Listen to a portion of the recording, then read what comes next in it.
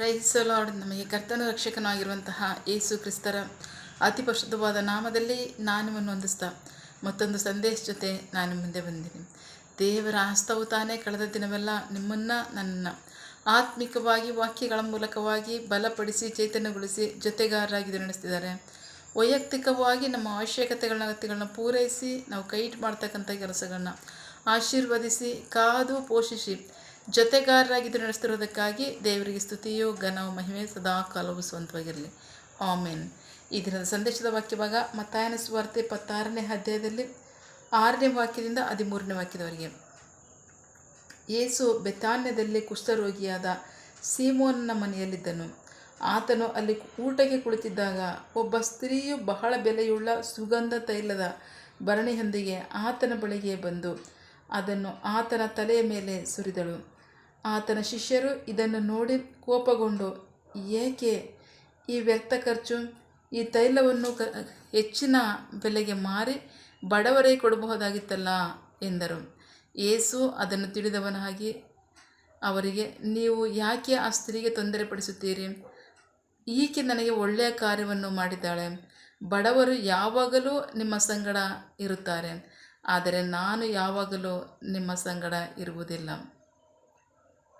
ಈಕೆ ಈ ತೈಲವನ್ನು ನನ್ನ ದೇಹದ ಮೇಲೆ ಸುರಿದಿದ್ದರಿಂದ ನನ್ನ ಶವಸಂಸ್ಕಾರಕ್ಕಾಗಿ ಸಿದ್ಧ ಮಾಡಿದ್ದಾಳೆ.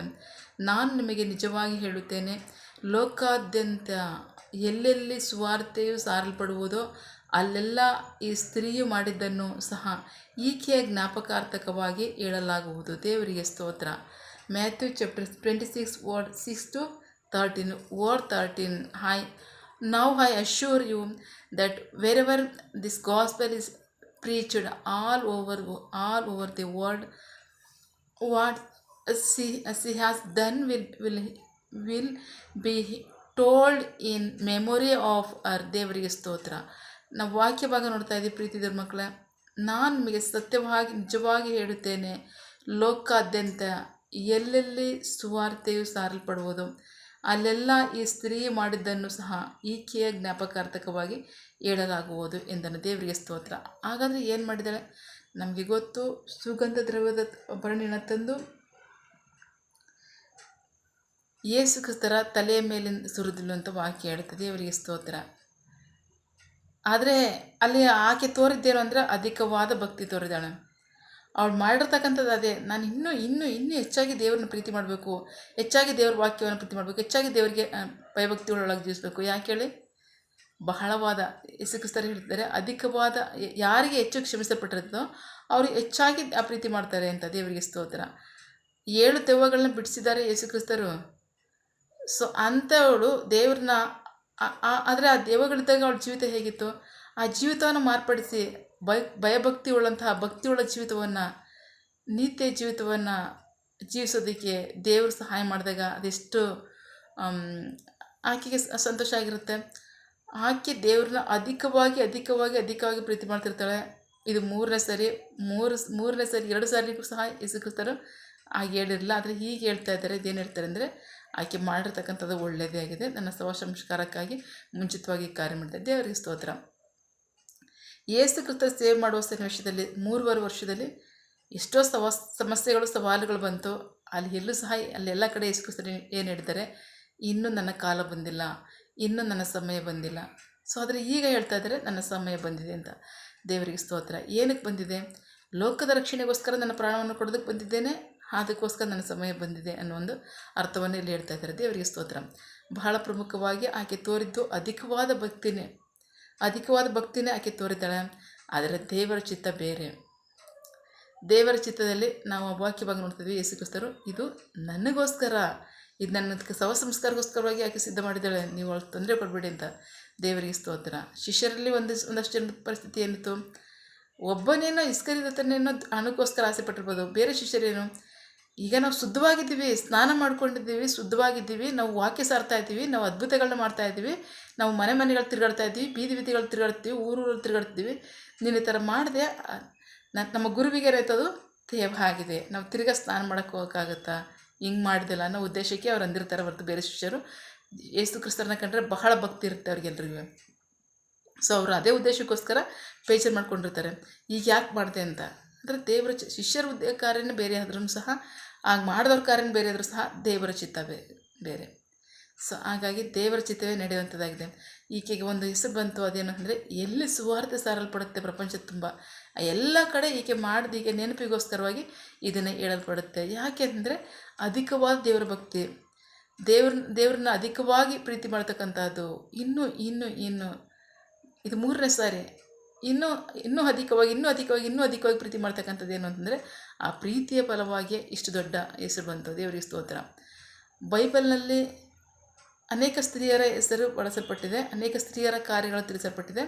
ದೇವರು ಪಾಪಿಗಳನ್ನ ಪ್ರೀತಿ ಮಾಡೋರಾಗಿದ್ದಾರೆ, ಯಾರು ಸಹ ಮನುಷ್ಯರಲ್ಲಿ ನೀತಿವಂತರಲ್ಲ, ಪಾಪಿಗಳನ್ನ ಪ್ರೀತಿ ಮಾಡೋರಾಗಿದ್ದಾರೆ. ಆದರೆ ಅವರೆಲ್ಲರೂ ಏನಂದರೆ ಅವರ ತಪ್ಪುಗಳನ್ನ ಬಿಟ್ಟು ಸಂಪೂರ್ಣವಾಗಿ ದೇವ್ರ ಕಡೆ ತಿರುಗಿದ್ರು. ಯಾರು ಮಾಡಿದ ತಪ್ಪನ್ನು ತಿರ್ಗಿ ಮಾಡಲಿಲ್ಲ. ಅವ್ರಿಗೆ ಕ್ಷಮಾಪಣೆ ಉಂಟಾಯ್ತಾ? ತಪ್ಪನ್ನು ಬಿಟ್ಟು ಈ ಕಡೆ ದೇವ್ರ ಕಡೆ ತಿರುಗಿದ್ರು. ರಾಹಾಬಳ ಅಂತೇಳಿ ದೇವ್ರ ಕಡೆ ತಿರುಗಿದ್ರು. ಸೊ ಹಂಗಿರ್ಬೇಕಾದ್ರೆ ಇವರೆಲ್ಲ ಏನು ಮಾಡಿದ್ರು? ತಪ್ಪುಗಳಿತ್ತು. ಎಲ್ಲ ಮನುಷ್ಯರು ಸಹ ಪಾಪಿಗಳು, ಯಾರು ಸಹ ಪರಿಶುದ್ಧರಲ್ಲ, ನೀತಿವಂತರಿಲ್ಲ. ಮನುಷ್ಯರ ಪಾಪ ಪರಿಹಾರಕ್ಕೋಸ್ಕರವಾಗಿ ದೇವರು ಈ ಲೋಕಕ್ಕೆ ಬರಬೇಕಾಗಿತ್ತು. ಸೊ ಹಾಗಾಗಿ ಅವರು ಎಷ್ಟು ತಪ್ಪು ಮಾಡ್ತಿದ್ರು ಸಹ ದೇವರ ಪ್ರೀತಿಯನ್ನು, ದೇವರ ಕನಿಕರವನ್ನು, ದೇವರ ದಯೆಯನ್ನು ನೋಡಿ ದೇವರ ಕಡೆ ತಿರುಗಿ ಬಂದರು. ಸಂಪೂರ್ಣವಾಗಿ ಅವ್ರು ಮಾರ್ಪಟ್ಟರು. ಸೊ ಹಾಗಾಗಿ ಅವರ ಹೆಸರುಗಳು ಬೈಬಲಲ್ಲಿ ಬರೆಯಲ್ಪಟ್ಟಿದೆ. ಸ್ತ್ರೀಯರಾದರೂ ಅಷ್ಟೇ, ಪುರುಷರಾದರೂ ಅಷ್ಟೇ, ಕುಟುಂಬಗಳಾದರೂ ಅಷ್ಟೇ. ಅವ್ರು ಮಾಡತಕ್ಕಂಥ ಕಾರ್ಯದ ನಿಮಿತ್ತವಾಗಿ ಅಲ್ಲ, ಅವ್ರು ನೀತಿವಂತರು ಅಂತ ಅಲ್ಲ, ದೇವರಿಗೆ ಅವರು ಭಯಭಕ್ತಿ ಉಳ್ಳವರಾಗಿ ಜೀವಿಸಿದರು, ದೇವರಿಗೆ ನಂಬಿಗಸ್ತರಾಗಿ ಜೀವಿಸಿದರು, ದೇವರಿಗೆ ವಿಧೇಯರಾದರು. ಆ ಕಾರ್ಯದ ನಿಮಿತ್ತವಾಗಿ ಅವರ ಕಾರ್ಯಗಳು ದೇವರ ವಾಕ್ಯದಲ್ಲಿ ಪ್ರಕಟ ಮಾಡಲ್ಪಟ್ಟಿದೆ. ದೇವರಿಗೆ ಸ್ತೋತ್ರ. ಸೊ ಹಾಗಾಗಿ ಪ್ರೀತಿದ್ರ ಮಕ್ಕಳೇ, ಮರಿಯಳಿಂದ ಕಲಿಬೇಕಾಗಿರ್ತಕ್ಕಂಥ ಒಂದು ಕಾರ್ಯ ಏನಂದರೆ ಮಾಡಿದ ತಪ್ಪನೆ ಮಾಡೋದಲ್ಲ, ಸಂಪೂರ್ಣವಾಗಿ ಮಾಡಿರ್ತಕ್ಕಂಥದ್ದನ್ನ ಬಿಟ್ಬಿಟ್ಟು ದೇವರ ವಾಕ್ಯ ಹೇಳ್ತದೆ ಸಂಪೂರ್ಣವಾಗಿ ದೇವ್ರ ಕಡೆ ತಿರಬೇಕು. ಅದು ನೀತಿಯ ಜೀವಿತ ಆಗುತ್ತೆ, ಅದು ಸಾಕ್ಷಿ ಜೀವಿತವಾಗುತ್ತೆ. ಅನೇಕರು ಅದನ್ನು ನೋಡಿ ಏನು ಮಾಡ್ತಾರೆ ಅಂದರೆ ಮೆಚ್ಕೋತಾರೆ, ಪರವಾಗಿಲ್ಲ ಹಿಂದೆ ಇಂಥವರಾಗಿದ್ದರು, ಬಟ್ ಈಗ ಇವರು ಈ ಜೀವಿತ ಮಾರ್ಪಟ್ಟಿದೆ, ದೇವ್ರು ಬಂದಾಗ ಇವ್ರ ಜೀವನ ಮಾರ್ಪಡ್ತು, ಇವರು ಒಳ್ಳೆಯ ಜೀವಿತವಾಗಿ ಜೀವಿಸ್ತಿದ್ದಾರೆ, ನೀತಿವಂತರಾಗಿ ಜೀವಿಸ್ತಾರೆ ಅನ್ನೋದನ್ನ ಸಾಕ್ಷಿ ಗೊತ್ತಾಗುತ್ತೆ. ಅನೇಕರ ಮಧ್ಯದಲ್ಲಿ ಇರ್ತಕ್ಕಂಥ ಸಾಕ್ಷಿ ಅದು. ಸೊ ಅದನ್ನು ಬಿಟ್ಬಿಟ್ಟು ಮಾಡದಂತೆ ಮಾಡಿದ್ರೆ ನಿಜವಾಗ್ಲೂ ದೇವರ ವಾಕ್ಯಕ್ಕೆ ಭಯಭಕ್ತಿ ಉಳ್ಳವರಾಗಿ ಜೀವಿಸ್ತೀರ ಅಂದರೆ ಖಂಡಿತ ಇಲ್ಲ ಅಂತ ಖಚಿತವಾಗಿ ದೇವರ ವಾಕ್ಯ ಹೇಳಬೇಕಾಗಿಲ್ಲ, ಲೋಕನೇ ಹೇಳುತ್ತೆ. ದೇವರಿಗೆ ಸ್ತೋತ್ರ. ಸೊ ಹಾಗಾಗಿ ವಾಕ್ಯವನ್ನು ದೇವ್ರ ಮಕ್ಕಳಾಗಿದ್ದೀರಾ, ನಂಬಿಗಸ್ತರಾಗಿ ದೇವ್ರ ವಾಕ್ಯಕ್ಕೆ ವಿಧೇಯರಾಗ್ರಿ. ಮರಿಯಳ ಜೀವಿತ ಉಂಟಂಥ ಮಾರ್ಪಾಡು. ಅಷ್ಟು ಮಾತ್ರ ಅಲ್ಲ, ವ್ಯಭಿಚಾರಿ ಅಂತ ಸ್ತ್ರೀಯನ್ನು ಯೇಸು ಕ್ರಿಸ್ತನ ಮುಂದೆ ಹಿಡ್ಕೊ ಬಂದಾಗ ಯೇಸು ಕ್ರಿಸ್ತರು ಆಕೆಯನ್ನು ನೋಡಿ ನಿಮ್ಮಲ್ಲಿ ಪಾಪ ಇದ್ದಿರತಕ್ಕಂಥವ್ರು ಯಾರಾದರೂ ಒಂದು ಈಕೆ ಮೇಲೆ ಕಲ್ಲೊಡಿರಿ ಅಂತ ಹೇಳಿದಾಗ, ಯಾಕೆಂದರೆ ಮೋಶೆ ಧರ್ಮಶಾಸ್ತ್ರ ಪ್ರಕಾರವಾಗಿ ವ್ಯಭಿಚಾರದಲ್ಲಿ ಸಿಕ್ಕಿದಂಥವ್ರನ್ನ ಕಲ್ಲೊಡ ಸಾಯಿಸಬೇಕು ಅಂತ.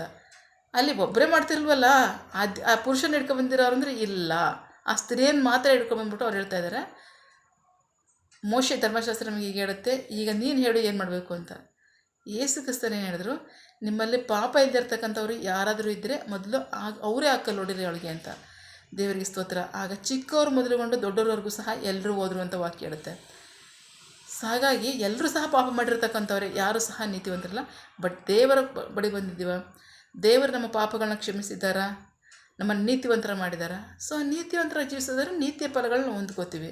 ಸೊ ಇವ್ರುಗಳೆಲ್ಲ ಹಾಗೆ ಜೀವಿಸಿದ್ದಾರೆ, ಅದರ ನಿಮಿತ್ತವಾಗಿ ಇವರ ಹೆಸರುಗಳು ದೇವರ ವಾಕ್ಯದ ಜೊತೆ ಬರೆಯಲ್ಪಟ್ಟಿದೆ.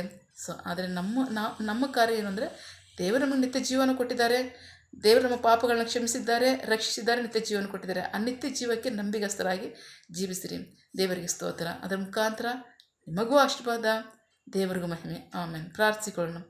ಸಕಲ ಸೃಷ್ಟಿಕರ್ತನೆ, ಸರ್ವಾಧಿಕಾರಿಯೇ, ಸಾರ್ವಭೌಮನೆ, ಉನ್ನತನೇ, ಮಹೋನ್ನತನೇ, ಮಹಾಪರಿಶುದ್ಧನೇ, ಪ್ರೀತಿ ಸ್ವರೂಪನೇ, ನೀತಿವಂತನೇ, ಅಧಿಪತಿ, ಸೇನಾಧೀಶ್ವರನೇ, ಇರುವಾತನೇ, ಸರ್ವವ್ಯಾಪಿ ಸಪ. ಇದನ್ನೇ ವಾಕ್ಯಗಳ ಮೂಲಕವಾಗಿ ನಮ್ಮ ಸಂಗ್ರಹ ಮಾತಾದಂತಹ ನಿಮ್ಮ ಪ್ರೀತಿಗಾಗಿ, ನಂಬಿಗಸ್ತಿಗೆ ನಿಮಗೆ ಸ್ತೋತ್ರ. ಕರ್ತನೇ ಎಸಪ್ಪ, ಇಲ್ಲಿ ನಡೆದಂಥ ಕಾರ್ಯಗಳಲ್ಲಿ 3 ವರ್ಗದ ಜನ ನೀವು ಶಿಷ್ಯರು ಮತ್ತು ಆಕೆ ಆ ಸ್ತ್ರೀಯನ್ನು ನೋಡ್ತಾ ಇದ್ದೀವಿ. ಆದರೆ ನಿಮ್ಮ ಚಿತ್ತವೇ ಬೇರೆ, ಶಿಷ್ಯರ ಆಲೋಚನೆಗಳು ಬೇರೆ ಇತ್ತು, ಆಕೆಯ ಕಾರ್ಯವೇ ಬೇರೆ ಇತ್ತು. ಬಟ್ ಅದೆಲ್ಲದರಲ್ಲೂ ಸ್ವಾಮಿ ಎಸಪ್ಪ ಒಂದೇ ದೈವಭಕ್ತಿ, ಒಂದೇ ಅಧಿಕವಾಗಿ ನಿಮ್ಮನ್ನು ಪ್ರೀತಿ ಮಾಡಿದ್ದು. ಅದರಲ್ಲಿ ಎಲ್ಲದಕ್ಕಿಂತ ಹೆಚ್ಚಾಗಿ ನಿಮ್ಮ ಚಿತ್ತವೇ ನಡೀತಿದೆ. ಅದಕ್ಕಾಗಿ ಸ್ತೋತ್ರ ಎಸಪ್ಪ. ಅವ್ರು ಮಾಡಿದ ಕಾರ್ಯಗಳ ನಿಮಿತ್ತವಾಗಿ ಅಲ್ಲ, ಅವ್ರ ತೋರಂಥ ಭಕ್ತಿಯ ನಿಮಿತ್ತವಾಗಿ ಅವರ ಹೆಸರುಗಳು ಅಜರಾಮರವಾಗಿ ಉಳ್ಕೊಂಡಿದೆ. ಕರ್ತನೆ, ನಿನ್ನ ಜನರ ಪಾಪವನ್ನು ಕ್ಷಮಿಸಿದ್ದೀಯಾ, ನೀವು ರಕ್ಷಿಸಿದ್ದೀರಾ, ನಿತ್ಯ ಜೀವವನ್ನು ಅವ್ರು ಕೊಟ್ಟಿದ್ದೀರಾ. ನಿನ್ನ ವಾಕ್ಯದಲ್ಲಿ ಭಯಭಕ್ತಿ ಉಳ್ಳವರಾಗಿ ಜೀವಿಸಿ ಅವರ ಆತ್ಮಿಕ ಜೀವಿತವನ್ನು ನಂಬಿಗಸ್ತರಾಗಿ ಕಾಪಾಡ್ಕೊಳ್ಳೋದಕ್ಕೆ ಒಪ್ಪಿಸ್ಕೊಡ್ತಕ್ಕಂಥ ಒಬ್ಬೊಬ್ಬರಿಗೆ ನೀವು ಸಹಾಯ ಮಾಡಿ. ನಿಮಗೆ ಮಹಿಮೆಯಾಗಲಿ, ನಿಮ್ಮ ಜನರಿಗೆ ಆಶೀರ್ವಾದವಾಗಲಿ. ಆಮೇನ್. ನಿನ್ನ ಜನರು ಕೈ ಮಾಡ್ತಕ್ಕಂಥ ಕೆಲಸವನ್ನು ಆಶೀರ್ವದಿಸು. ಅವರ ಅಗತ್ಯಗಳನ್ನ ಪೂರೈಸಿ, ಕೊರತೆಗಳನ್ನ ನೀಗಿಸು. ಆಮೇನ್. ಯಾವ ಕಾರ್ಯದಲ್ಲಿ ಅವರು ನಿರೀಕ್ಷೆಯುಳ್ಳವರಾಗಿದ್ದಾರೆ. ಮಕ್ಕಳ ವಿದ್ಯಾಭ್ಯಾಸ, ಆರೋಗ್ಯ, ಅವರ ಜೀವನ ಅಗತ್ಯಗಳು, ಯೌವನಸ್ಥರ ವಿದ್ಯಾಭ್ಯಾಸ, ಆರೋಗ್ಯ, ಅವರ ಜೀವನ ಅಗತ್ಯಗಳು, ಕೆಲಸ, ಬಿಸಿನೆಸ್, ಸೇವೆ, ವಿವಾಹ ಕಾರ್ಯ, ವಯಸ್ಸಾದವರ ಜೀವನ ಅಗತ್ಯಗಳು, ಆರೋಗ್ಯ, ಸೇವೆ, ಯಾವ ಕಾರ್ಯದಲ್ಲಿ ಅವರು ನಿರೀಕ್ಷೆಯುಳ್ಳವರಾಗಿದ್ದಾರೆ ಆ ಕಾರ್ಯದಲ್ಲಿ ತಕ್ಕ ಸಮಯದಲ್ಲಿ ನಿಮ್ಮ ಚಿತ್ತಾನುಸಾರವಾಗಿ ಅದನ್ನು ಹೊಂದ್ಕೊಳ್ಳಿ. ಆಮೇನ್. ನೀವು ಹಾಗೆ ಮಾಡೋ ಪ್ರೀತಿಗಾಗಿ, ನಂಬಿಗಸ್ತಿಗೆ ನಿಮಗೆ ಸ್ತೋತ್ರ. ನಮ್ಮ ಪ್ರಾರ್ಥನೆಯನ್ನು ಕೇಳಿದ್ದೀರ, ಅದರಂತೆ ನಡೆಸಿರೋದಕ್ಕಾಗಿ ಸ್ತೋತ್ರ. ನಮ್ಮ ಪ್ರಾರ್ಥನೆಯನ್ನು ನಮ್ಮ ರಕ್ಷಕನಾದ ಯೇಸು ಕ್ರಿಸ್ತರ ಅತಿ ಪರಿಶುದ್ಧವಾದ ನಾಮದಲ್ಲಿ ಪ್ರಾರ್ಥಿಸಿ ನಿಮ್ಮ ಪಾದಗಳು ತಲಿಸಿ ನಾವು ಬೇಡಿ ಹೊಂದಿದ್ದೇವೆ, ನಮ್ಮ ಜೀವಳ ತಂದೆ. Amen. God bless you all. ದೇವರು ತಾನೇ ವಾಕ್ಯಗಳ ಮೂಲಕವಾಗಿ ನಮ್ಮ ಸಂಘ ಮಾತನಾಡಿದ್ದಾರೆ, ನಮ್ಮನ್ನು ಆಶೀರ್ವದಿಸಿದ್ದಾರೆ. ಆಮೇನ್. All the best.